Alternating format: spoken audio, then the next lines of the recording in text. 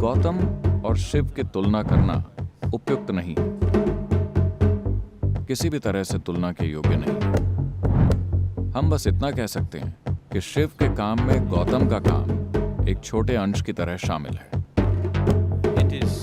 ये 1% से भी कम है, क्योंकि 112 तरीकों में से गौतम ने एक पर काम किया जिनको शिव ने खोजा था। तो बुद्ध उनके काम का एक छोटा सा अंश है।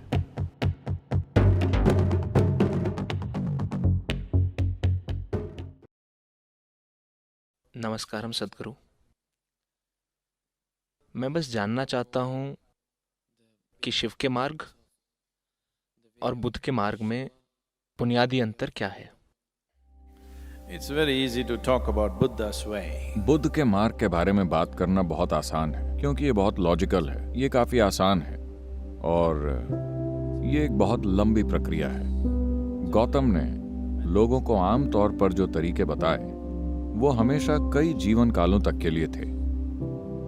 आप इसे आज साफ तौर पर देख सकते हैं। बौद्ध भिक्षु हमेशा इस बारे में बात करते हैं, खासकर तिब्बत के बौद्ध, जिनका बौद्ध संप्रदाय आज दुनिया में सबसे ज्यादा प्रसिद्ध है कुछ राजनीतिक कारणों से। वो हमेशा कई जीवन कालों की साधना की बात करते हैं। तो अगर आपके पास उतना धैर्य है कि आप कई जीवन कालों तक साधना करने के लिए तैयार हैं, तो गौतम का तरीका बहुत असरदार, बहुत लॉजिकल और वैज्ञानिक है, जिसमें आप कदम दर कदम आगे बढ़ते हैं, क्योंकि ये जागरूकता का मार्ग है। जागरूकता के मार्ग पर चलने का महत्व ये है कि इसमें मील के पत्थर होते हैं जो आपको बताते हैं कि आप 1 मील, 2 मील या 10 मील तक आ गए हैं। यह आपको बताता है कि आप कहाँ हैं। यही इसका सबसे अहम पहलू है। बहुत ज्यादा भरोसे या भक्ति के बिना भी आप विकास कर सकते हैं, क्योंकि आपके पास एक साधना है। बस इसे करते रहिए, करते रहिए, करते रहिए। यह साफ तौर पर दिखाता है कि आप प्रगति कर रहे हैं। लेकिन शिव के साथ ऐसी कोई गारंटी नहीं है और वो कोई मील के पत्थर भी नहीं रखते। आप नहीं जानते कि आप आगे जा रहे हैं या पीछे, लेकिन आप कहीं तो जा रहे हैं, आप बस इतना जानते हैं। It's like falling into your bottomless pit. ये एक बिना तली के गड्ढे में गिरने जैसा है। सुनने में डरावना लगता है। मैं चाहता हूं कि आप समझें। गिरने के लिए बिना तली का गड्ढा सबसे सुरक्षित जगह है। तली वाला गड्ढा खतरनाक होता है। बिना तली वाला गड्ढा पूरी तरह से सुरक्षित है। आपका जीवन पूरा हो गया अगर आप बस इसमें कूद जाएं। बस हो गया, आप बस गिरते रहते हैं। गिरना तो आप गिरने को बुरी चीज मत समझिए। गिरना जबरदस्त चीज है। Did you ever fall in love? क्या आप कभी प्रेम में पड़े? Only when you hit. जब आप तली से टकराते हैं तब समस्या होती है। अगर आप बिना तली के गड्ढे में गिरते हैं तो कोई समस्या नहीं है। तो शिव एक बिना तली का गड्ढा है। उनके तरीके बहुत अलग हैं, लेकिन आप उन्हें उस तरह सीमित नहीं कर सकते। With 7 different 7 अलग अलग शिष्यों के साथ सप्तऋषि, प्राचीन काल के 7 जाने माने ऋषि, उन्हें शिव ने 7 बुनियादी तरीके सिखाए जिनसे कोई इंसान अपनी चेतना की गहराइयों में जा सकता है।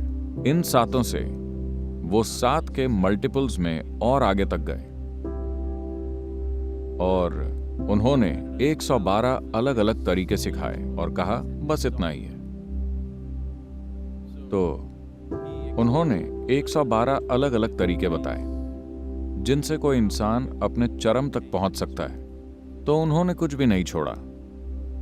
तो बुद्ध उनके काम का एक छोटा सा अंश है।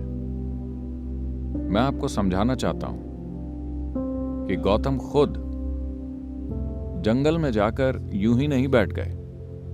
उन्होंने अपनी साधना के पहले 8 साल देश भर के विभिन्न गुरुओं के साथ बिताए और इस आध्यात्मिक प्रक्रिया का पूरा आधार, ये ज्ञान, वास्तव में शिव से ही आया है। wherever it is. ये दुनिया के जिस भी हिस्से में है, बुनियादी आध्यात्मिक प्रक्रिया इसी आधार से आती है और इसे कितने ही अलग अलग रूपों में दुनिया के विभिन्न हिस्सों में ले जाया गया है। They look so different. ये इतने ज्यादा अलग अलग इसीलिए दिखते हैं क्योंकि ये 112 तरीके एक दूसरे से पूरी तरह से अलग दिखते हैं। So what is the difference? तो शिव और बुद्ध में क्या अंतर है? ये सवाल उपयुक्त नहीं है। बुद्ध ने शिव के किस पहलू पर काम किया? उन्होंने जागरूकता के मार्ग पर काम किया, जो बस एक पहलू है। ये काफी एक आयामी है। लेकिन गौतम बुद्ध का महत्व ये है कि उनका तरीका बहुत वैज्ञानिक और क्लिनिकल है। वो एक लॉजिकल माइंड को अच्छे लगते हैं। लेकिन शिव तो बस वो इस तरह भी बैठते थे। कई बार वो एक तपस्वी की तरह बस अचल होकर बैठते थे, लेकिन कई बार वो किसी पियक्कड़ की तरह मतवाले होकर नाचते थे। वो हर तरह की अवस्थाओं में होते थे, क्योंकि उन्होंने खुद को किसी खास आयाम से सीमित नहीं किया। उन्होंने जीवन के हर पहलू को एक्सप्लोर किया। तो आप जिसे बुद्ध का मार्ग कहते हैं, वो बस एक पहलू है इन 112 मार्गों में से। और बहुत से दूसरे लोग तमाम दूसरे पहलू लेकर आए, लेकिन वो एक एक मार्ग रहे हैं। इन 7 शिष्यों में से, इन सप्त ऋषियों में से जो ऋषि दक्षिण की ओर गए, दक्षिण का मतलब है जो भी जगह हिमालय के दक्षिण में है, तो अगस्त्य मुनि दक्षिण की ओर गए। उन्होंने हर इंसानी बस्ती को छुआ और यह पक्का किया कि आध्यात्मिक प्रक्रिया उनके जीवन में एक जीती जागती हकीकत बन जाए। आज भी हमें उनके किए काम का फायदा मिल रहा है। दक्षिण भारत आज भी उनके काम का लाभ उठा रहा है। अगर आप इस धरती पर कहीं भी किसी भी आध्यात्मिक प्रक्रिया को देखें, You will see. तो आप पाएंगे कि वो उन 112 तरीकों से अलग नहीं है जिनको शिव ने खोजा था।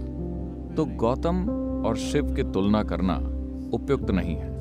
मैं गौतम का बहुत आदर करता हूँ। वो एक महान प्राणी है, इसमें कोई शक नहीं है। उनका कार्य भी जबरदस्त है। उन्होंने एक विशाल आध्यात्मिक लहर पैदा की जो 2500 साल बाद आज भी जारी है। लेकिन यह तुलना के योग्य नहीं है, किसी भी तरह से तुलना के योग्य नहीं है। हम बस इतना कह सकते हैं कि शिव के काम में गौतम का काम एक छोटे अंश की तरह शामिल है। It is. ये 1% से भी कम है, क्योंकि 112 तरीकों में से गौतम ने एक पर काम किया। और महत्वपूर्ण चीज ये है कि उन्होंने इसकी अच्छी मार्केटिंग की और उन्होंने हजारों लोगों को उस मार्ग पर चलने के लिए प्रोत्साहित किया। यही उनकी सफलता है। लेकिन शिव मार्केटिंग करने के लिए थोड़े ज्यादा ही नशे में थे। आपको उनके लिए मार्केटिंग करनी चाहिए। He is. वो मार्केटिंग नहीं करेंगे, लेकिन फिर भी मुझे आमतौर पर यह माना जाता है आज से 40 से 60 हजार साल पहले उन्होंने अपना काम शुरू किया था। लेकिन 60,000 साल या 40,000 साल बाद भी यह जीवित है। आप इसे नष्ट नहीं कर सकते। जब तक मेरा जीवन पूरा होगा, मुझे यकीन है कि जितने लोकप्रिय वो आज हैं, मैं उन्हें उससे थोड़ा और लोकप्रिय बनाकर जाऊंगा।